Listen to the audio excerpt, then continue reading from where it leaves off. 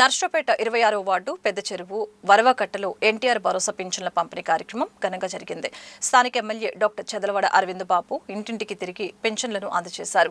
ఈ సందర్భంగా ఎమ్మెల్యే మాట్లాడారు. గత వైసీపీ ప్రభుత్వ హయాంలో జరిగిన అన్యాయాలు, రౌడీయిజంపై తీవ్ర విమర్శలు గుప్పించారు. కూటమి ప్రభుత్వం పింఛన్లను పెంచి ప్రజలకు మంచి పాలన అందిస్తుందని తెలిపారు. గత వైసీపీ ప్రభుత్వంలో నర్సరావుపేటలోని వరవకట్ట ప్రాంతం రౌడీలు, గూండాలకు నిలయంగా మారిందని చెప్పారు. కూటమి ప్రభుత్వం వచ్చాక ఇలాంటి అక్రమాలకు చెక్ పెట్టామని, మహిళలు, చిన్నారులు స్వేచ్ఛగా తిరిగే వాతావరణం కల్పించామని తెలియజేశారు. గడిచిన 17 నెలల్లో CM Chandrababu, deputy CM Pawan Kalyan సారథ్యంలో ఎన్టీఆర్ భరోసా పింఛన్లు పెంచాం. సామాజిక భద్రత పింఛన్ 4,000కి, దివ్యాంగుల పింఛన్ 6,000కి, పూర్తి వైకల్యానికి 15,000 రూపాయలు, దీర్ఘకాలిక వ్యాధులకు 10,000 రూపాయలకి పెంచామని తెలిపారు. మన తెలుగుదేశం పార్టీ, మన అరవింద్ బాబు గారు లక్షణంగా 100 ఏళ్ళు చల్లగా బాగా ఉండి ఆయన మళ్ళీ కూడా రావాలని నేను కోరుకున్నా. ముసిలి దాన్ని అయినా కాలు వణుకుతా చేస్తా కూడా మెట్లకి ఎక్కి తిరుపతి పోయి నేను నా కూతురు ఇద్దరమే ఉండేది. మేము బొడుగుని చేసుకొని మెట్లకు పోయినాం ఆయన తిరుపతికి. ఈసారి కూడా ఆయన గెలవాలా, మళ్ళీ కూడా వెళ్తా తండ్రి. నాకు ఓపిక ఇచ్చిండు దేవుడు.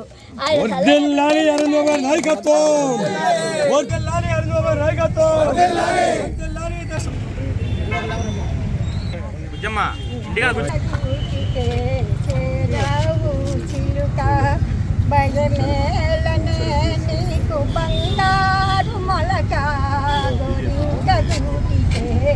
చేరావు చిలుక భయమేలనే నీకు బంగారు మొలక దానవో ఎగిరెగిరి వచ్చావు లేసి మదానవో ఎగిరెగిరి వచ్చావు అలసి ఉంటావో మనసు జగరి ఉంటావో. ఏదైతే నారా చంద్రబాబు నాయుడు గారు, పవన్ కళ్యాణ్ గారు, నరేంద్ర మోడీ గారి ఆశీస్సులతోటి ఉమ్మడి కూటమి ఏర్పడిన తర్వాత వారు ఇచ్చిన ఆదేశాల మేరకు ప్రతి నెల మొదటి రోజు మరి ఎన్టీఆర్ భరోసా పెన్షన్ కార్యక్రమాన్ని 3,000, 4,000 రూపాయలు ఇవ్వటం, అదేవిధంగా వికలాంగులకి 3,000, 6,000 రూపాయలు ఇవ్వటం, కిడ్నీ వ్యాధిగ్రస్తులకి, పెరాలసిస్ వాళ్ళందరూ కూడా కంప్లీట్గా బెడ్ రిడెన్ పేషెంట్స్కి 10,000 నుంచి 15,000 రూపాయలు ఇవ్వటం. ఈ పెన్షన్ కార్యక్రమాలన్నింటి కూడా ఒక బాధ్యతలా కాకుండా ప్రేమగా ఇవ్వడానికి మరి ఎమ్మెల్యేలు కానీ పార్టీ నాయకులందరూ కూడా వార్డులోకి వెళ్తున్నాము. ఇప్పుడు నర్సరావుపేట పట్టణం మరి 17వ వార్డు వరవకట్టలో రావడం జరిగింది. గడిచిన 5 ఏళ్లుగా ఈ వరవకట్ట ఇంత ప్రశాంతంగా ఎప్పుడు చూడలేం మేము. అసాంఘిక శక్తులు, దుర్మార్గులు అందరూ కూడా కిరాయి గుండాలు రాజ్యం వేయలేరు. మరి ఆడపిల్లలు కానీ చదువుకునే బిడ్డలు బయటకు రావాలని చాలా భయపడేవాళ్ళు. మరి ప్రతిపక్షంలో ఉన్నప్పుడు కూడా మా మీద ఎన్నో దాడులు జరిగినాయి. ఆ దాడులు జరిగినప్పుడు కూడా చంద్రబాబు నాయుడు గారు వ్యక్తిగతంగా మాకు ఫోన్ చేసి ధైర్యంగా ఉండమని చెప్పేవారు. మరి ఇక్కడ నర్సరావుపేట అనేది తెలుగుదేశం పార్టీకి అడ్డ. మొదటి నుంచి కూడా ధైర్యంగా ఉండే నాయకులు, కార్యకర్తలు ఉన్నారు. మరి సీనియర్ నాయకులు, కార్యకర్తలు అందరూ కూడా పార్టీకి అండగా ఉండి మరి మొన్న జరిగిన ఎలక్షన్స్లో అందరూ కూడా దీవించడం జరిగింది. వరవకట్లో కూడా ఎప్పుడు రాని విధంగా ఇంతకుముందు ఎప్పుడు కాంగ్రెస్, వైసీపీకి మెజార్టీ ఉండేది, మరి టీడీపీకి మెజార్టీ రావడం జరిగింది. ఇదంతా కూడా వ్యక్తిగతంగా చంద్రబాబు నాయుడు గారు, పవన్ కళ్యాణ్ గారి కష్టంతో ఇవాళ ప్రతి ఎమ్మెల్యే గెలవడం జరిగింది. అదేవిధంగా వారు ఇచ్చిన ఆదేశాల మేరకు, వారు ఇచ్చిన ప్రణాళిక మేరకు మేమందరం కూడా పనిచేయడం జరిగింది. ఇప్పుడు కూడా అదేవిధంగా పనిచేస్తూ ఉన్నాము. గడిచిన 5 ఏళ్ళు ఏ విధంగా పనిచేస్తాము, ఇప్పుడు కూడా 2 ఏళ్ల నుంచి కూడా అదేవిధంగా పనిచేస్తూ ఉన్నాము. పార్టీకి అండగా ఉంటున్నారు ప్రజలందరూ కూడా. ఇక్కడ వరవకట్లో అయితే ప్రజలు చాలా సంతోషంగా ఉన్నారు, ప్రశాంతంగా బతుకుతున్నాము.